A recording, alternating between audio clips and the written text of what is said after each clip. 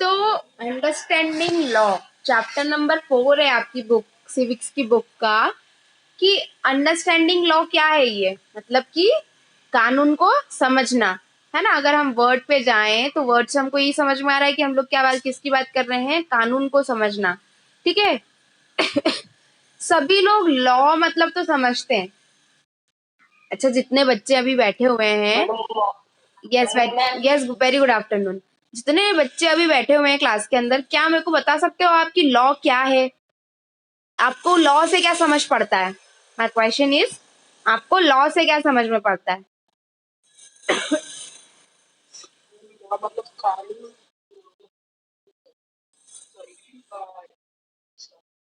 Please make your word clear, मुझे सुनाई नहीं दिया, वापस। कानून, ओके, कुछ और? हाँ, लॉ मतलब कानून। आप लॉ से समझते क्या हो? मेरा क्वेश्चन आपसे ये था कि आप लॉ से क्या समझते हो? हाँ, कम मतलब? Do it fast. हाँ, लॉ का मतलब कम होता है बेटा। लॉ की बात कर रहे हैं हम, लो की। लॉ बोला है मैंने, लो नहीं बोला है।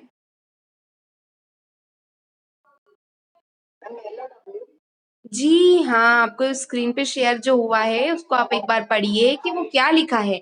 अंडरस्टैंडिंग लॉज का मतलब पूछा है मैंने, मतलब आप लोग कानून से क्या समझते हो, लॉ क्या है आपकी नजर में। चलो हम आपको एक एग्जांपल देते हैं। ठीक है। आधार कार्ड आधार कार्ड सभी के पास में, लाइसेंस सभी के पास में, ड्राइविंग लाइसेंस। चलो हम ड्राइविंग लाइसेंस की ही बात कर लेते हैं, ज्यादा दूर तक नहीं जाते हम लोग, ड्राइविंग लाइसेंस की बात कर लेते हैं। क्या ये मैंडेटरी है कि जो ड्राइव कर रहा है उसके पास में लाइसेंस होना चाहिए? से यस और नो, है ना। तो इट इज अ लॉ कि आपके पास में, अगर आप, if you are driver and driving a car और any vehicle, so you must have your licence. आपके पास में आपका लाइसेंस होना जरूरी है ना। ये क्या है? एक लॉ है। तो लॉ समझ में आया, मतलब कि लॉ है मतलब वो जरूरी है। अगर हम स्कूल के लेवल पे देखें तो ये हमारा लॉ है कि हम लोगों को यूनिफॉर्म में ही आना है। मैं कई बार ये वाला दे चुकी हूँ आप लोगों को एग्जाम्पल, कि लॉ मतलब हमारे यहाँ पर वो चीज क्या है, एकदम कंपल्सरी है, नेसेसरी है कि आपको वो चीज करना ही करना है ना। हम सभी लॉ से, सभी लोगों को फेमिलियर है, सभी लोग जानते हैं लॉ, पर कैसे बोलना है वो समझ में नहीं आता है कई बार। अब जैसे कि अगर हम लॉ के लिए, जैसे लॉ की अगर हम बात कर रहे हैं तो एक एज होती है सर्टन शादी के लिए, है ना। तो वो लॉ है कि आप अगर उसका उल्लंघन करोगे तो पनिश किया जाता है। फिर सभी को पता है ना ये चीज, की नहीं पता है? क्या क्राइटेरिया है शादी के लिए?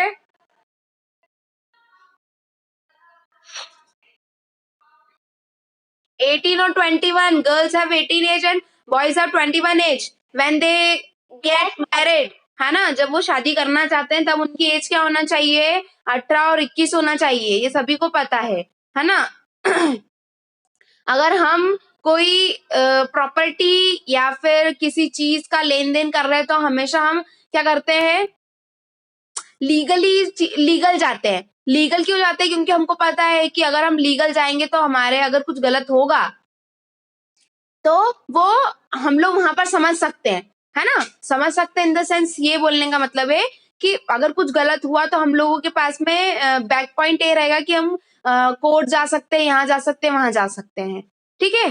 तो इन सब चीजों से समझ में आ रहा है आप लोगों को कि हम बात लॉ के बारे में कैसी क्या बात कर रहे हैं, मतलब कानून कैसे कैसे हमारे यहाँ पर बने हुए हैं, हम उसकी बात कर रहे हैं। जी,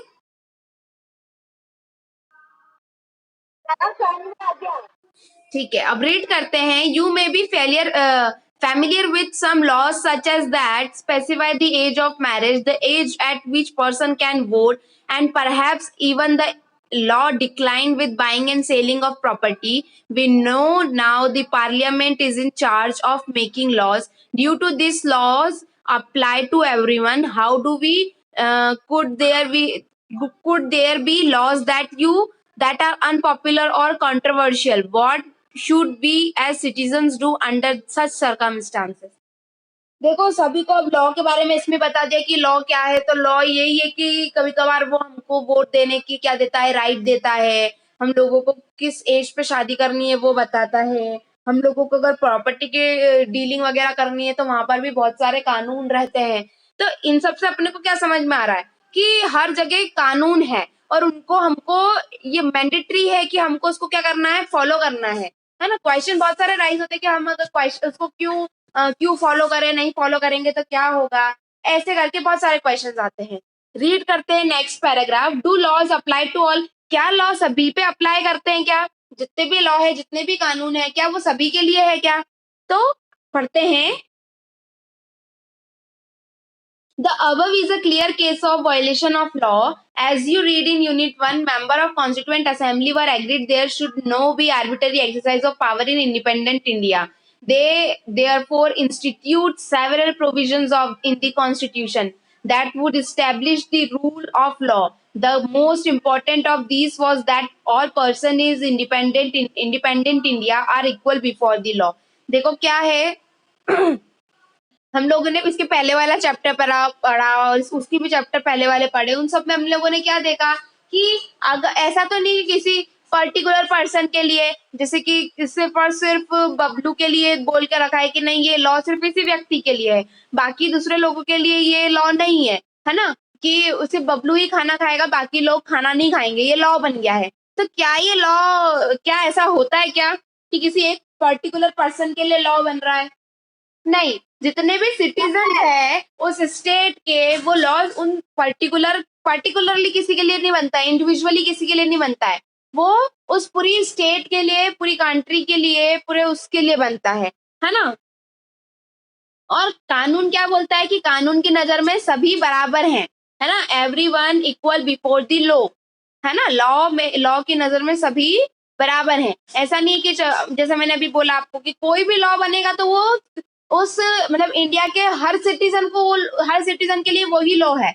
ऐसा नहीं कि किसी एक पर्सन के लिए अलग लॉ बना जाएगा, या फिर आप स्पेशल हो, या फिर आप पीएम के प्राइम मिनिस्टर के कुछ लगते हो तो आपके लिए वो लॉ नहीं है। नहीं, आपके लिए भी वही लॉ रहेगा, है ना। आगे पढ़ते हैं। The law can not discriminate between person on the basis of their religion, caste और जेंडर.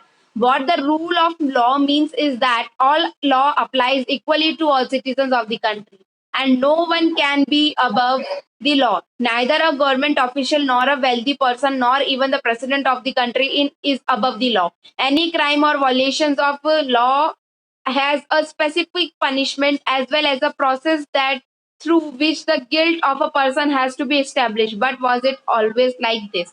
देखो क्या है कि लॉ की नजर में, मतलब कानून की नजर में सब इक्वल है, तो डिस्क्रिमिनेशन का तो सवाल ही नहीं उठता है ना। ऐसा मैंने जैसे बताया अभी आपको कि आप पीएम के कुछ लगते हो, आप प्रेसिडेंट के कुछ लगते हो, आप कोई बहुत बड़े नेता के कुछ लगते हो, इट डजेंट मैटर। सभी के लिए कानून बराबर है, सभी को अपने अपने राइट्स दे के रखे, सभी की अपनी अपनी ड्यूटीज है, राइट। तो कोई भी discriminate on the basis of their religion, caste, कि किसी की भी मतलब जैसे इनका धर्म अलग है, ये वहां से आए हैं, ये कपड़े ऐसे पहनते हैं, ये रीच है, ये पुअर है, करके हमारे यहाँ पर डिस्क्रिमिनेशन नहीं होता है ना। क्योंकि हमारे यहाँ सभी क्या है, बराबर हैं, ठीक है। In ancient India, there were innumerable and often overlapping local laws. Different communities enjoyed different degree of autonomy in administering these laws. Among their own, in some case, the punishment that two persons receive for the same crime varied depending on their case backgrounds, with the lower caste being more harshly penalized. This slowly began to change as the system of law began to further evolve during the colonial period. देखो क्या होता है ना कि जब भी अगर आप कुछ ऐसा कर देते हो जो कि लॉ से बिल्कुल परे होता है ना, जो कि आप जैसे बोल दिया जाए कि आपने कानून का उल्लंघन किया है, तो फिर उस चीज में आपको क्या मिलता है, पनिशमेंट मिलती है ना। अगर हमने कोई क्राइम किया है, क्राइम इट मीन्स कि हमने जो लॉ था उसको तोड़ दिया है। जैसे कि अगर सिग्नल आपके यहाँ पर सिग्नल लाइट्स होती है, ट्रैफिक पे आप रुकते हो वहां पर सिग्नल पे, है ना, और अगर आपने वो तोड़ दिया सिग्नल, तो क्या किया जाता है, चालान काटा जाता है ना? क्यों चालान क्यों काटा जा रहा है? क्योंकि जब बोला गया है कि आपको रेड लाइट पे रुकना है तो आप नहीं रुके, आप आगे चले गए। ये लॉ था कि वहां पर रुकना है आपको क्योंकि उस टाइम दूसरे लोगों की टर्न होती है ताकि ट्रैफिक क्रिएट ना हो उस एरिया में। तो इसीलिए क्या होता है, लॉज बनाए जाते हैं। बट हम लोग क्या करते हैं, कभी कभार उन लॉ का पालन नहीं करते हुए हम ऐसे हवाबाजी में निकल जाते हैं। अब निकलते हैं तो फिर चालान घर पे आता है ना? चालान क्या है आपका? क्या उसमें आपकी कास्ट वगैरह सब पता लग जाती है क्या? नहीं। पर लॉ तो सभी के लिए ना। अगर आप में से कोई बहुत रिचेस्ट पर्सन होगा, उसने अगर सिग्नल तोड़ा होगा तो उसके लिए भी यही चीज लागू करी जाएगी, राइट? उसके लिए भी यही चीज लागू करी जाएगी ना कि अब आपने सिग्नल तोड़ा है, आपको भी चालान भरना पड़ेगा। भले ही आप मर्सिडीज से घूम रहे हो, भले ही आप जैगवार से घूम रहे हो, इट डजेंट मैटर। आपने सिग्नल तोड़ा, इट मीन्स आपको पनिशमेंट मिलेगी। मतलब यहाँ से ये समझ में आ रहा है कि कानून की नजर में सब बराबर है। आपने सिग्नल तोड़ा, आपको देना है, आपने नहीं तोड़ा, आप जाए आगे, है ना? It is often believed that it was British colonials who introduced the rule of law in India. Historians have disputed the claim of several grounds. Two or which include first the colonial law was arbitrary and the second was Indian national played in the prominent role in the development of the legal sphere is in British India. One example of the arbitrariness that continue to exist as part of British law is the Sedition Act of 1870. The India Sedition was very broadly understood within this act. Any person protesting or criticizing the British government could be arrested within due trial. देखो क्या होता है, simple सा आपको अगर देखा जाए तो हमारे यहाँ पर इतना कानून और लॉ कौन लेकर के आया? ब्रिटिशर्स लेकर के आए हैं, है ना? ब्रिटिश लॉ को क्या बोला जाता है? सेडिटेशन एक्ट बोला जाता है, जो कि 1870 में हमारे यहाँ पर आया था। इसमें ऐसा था कि कोई अगर उस कानून का उल्लंघन करता था तो उसको पनिशमेंट मिलती थी। और कानून आया ही कहाँ से, लॉ आया ही कहाँ से? ब्रिटिशर्स लेके आए थे, ठीक है? Indian nationalists began protesting the criticizing the arbitrary use of authority by the government. This is also began fighting for the great equality and wanted to change the ideas of law from a seat of rules that they were forced to obey the law as including India of justice. By the end of the 19th century, the Indian legal profession also began emerging and demanding respect in colonial courts.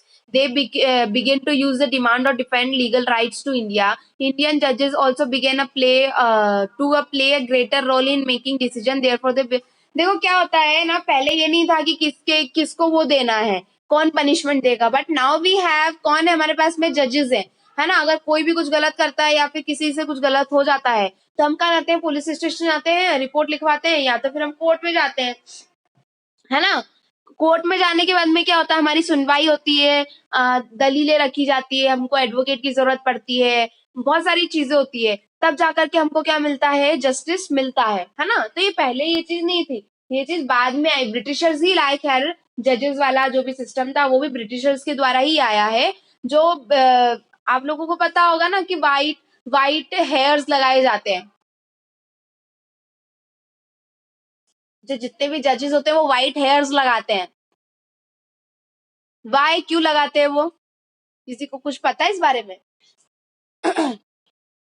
क्योंकि हमको पता है, आज चलो आप लोगों ने आपकी ग्रैंड मदर और इन लोगों से सुना होगा, ग्रैंड फादर से, कि जितना मतलब हम लोग आज उस स्टेज पे कि हमारे पास में एक्सपीरियंस बहुत ज्यादा है ना? आपके ग्रैंड फादर मतलब नाना नानी और ये सब बोलते ही होंगे कि हमारे पास में बहुत ज्यादा एक्सपीरियंस है, हमारे पास में हम लोगों ने इतना लाइफ कवर किया है, तो दैट वी हैव बहुत ज्यादा एक्सपीरियंस है हमारे पास में। तो ऐसा क्यों बोलते हैं वो लोग? इसके पीछे बेसिक वो फंडा ये है कि आपके जितने भी जो भी एजेड रहते हैं ना, उनके सफेद बाल हो जाते हैं, है ना?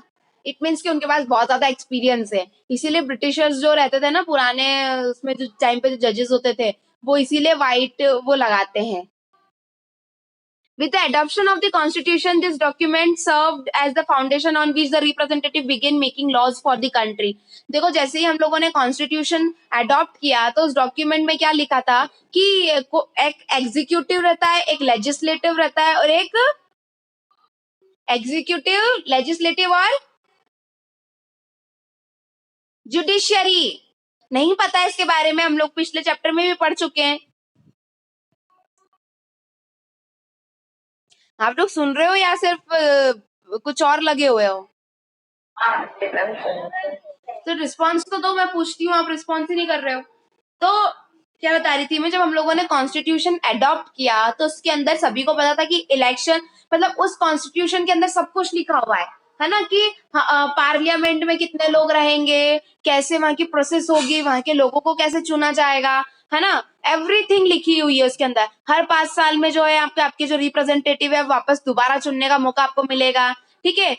और अगर आप लोगों ने कुछ गलत कर दिया है, गलत करने का मतलब आपने किसी को डिस्क्रिमिनेट कर दिया है on the basis of their religion, caste और एवरीथिंग, तो आप लोगों को कैसी पनिशमेंट मिलेगी, तो वो सब चीजें किसके अंदर लिखी है, कॉन्स्टिट्यूशन के अंदर लिखी है ना। In your class book you read about the Hindu Succession Amendment Act in 2015. According to this new law, sons, daughter, and their mother can get an equal share of family property. Similarly, a new law have been enacted to control population and provide pollution and provide employment. How do we people come to think prosper? देखो क्या हुआ, नए जब जब amendment हुआ है तब तब अमेंडमेंट में क्या हुआ है, जैसे कि हमारा यहाँ पर हिंदू सेशन अमेंडमेंट हुआ था, हिंदू सेशन अमेंडमेंट एक्ट हुआ था, कब हुआ था, 2005 में, जिसके अंदर क्या बोला था कि आपकी बेटी, मदर और बेटे को सभी को क्या मिलेगा, प्रॉपर्टी में हक मिलेगा, है ना। नहीं तो पहले कैसा था कि सिर्फ फादर की प्रॉपर्टी पे सन का जो रहता था हक रहता था, बट नाउ इट चेंजेस। ये हो गया है कि मम्मी का भी अधिकार होता है और बेटी का भी अधिकार होता है। सेकंड आपके इसमें ये चेंज आया था कि पॉल्यूशन को कंट्रोल कर रहे थे, और जितने भी अनएम्प्लॉयड पर्सन है, जितने भी अनएम्प्लॉयड सिटीजन है, उन सबको क्या करा गया था, एम्प्लॉयमेंट दिया गया था, है ना।